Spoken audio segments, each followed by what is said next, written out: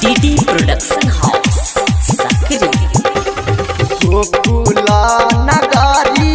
या में बाजै छै बधैया रे जा गोकुल नगरी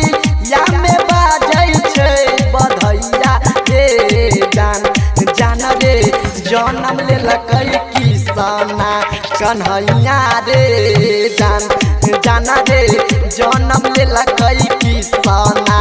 कन्हैया रे जान खुशी में भके नाचे जसोधा मैया रे जान खुशी में भके नाचे जसोधा मैया रे जान जान रे जनम लेलकै किसना कन्हैया रे जान जान रे जनम लेलकै किसना कन्हैया रे जान DJ good Madhubani DJ good Madhubani Kanhaiya रे जान जनम लेलकै किसना कन्हैया रे जान कन्हैया रे जान देवकी के अठमा सनतानई बचैया रे जान देवकी के अठमा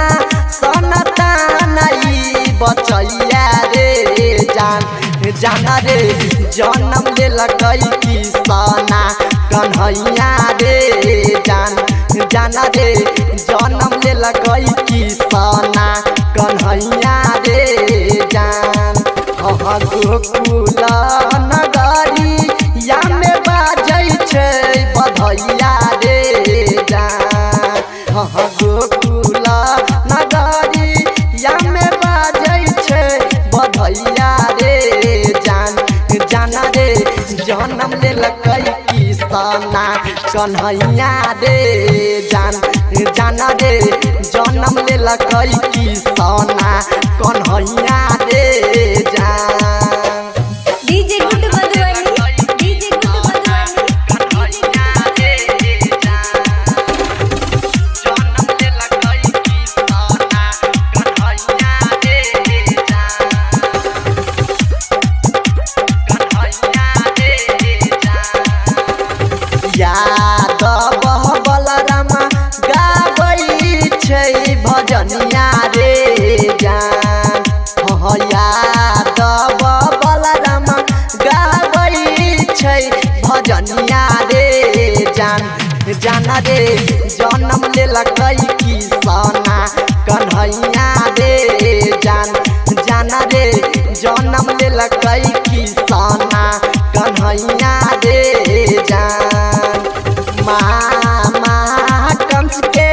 नाश होतै अब सत्या रे जान मामा कंस के नाश होतै अब सत्या रे जान जान रे जनम लेलकै किसना कन्हैया रे जान जान रे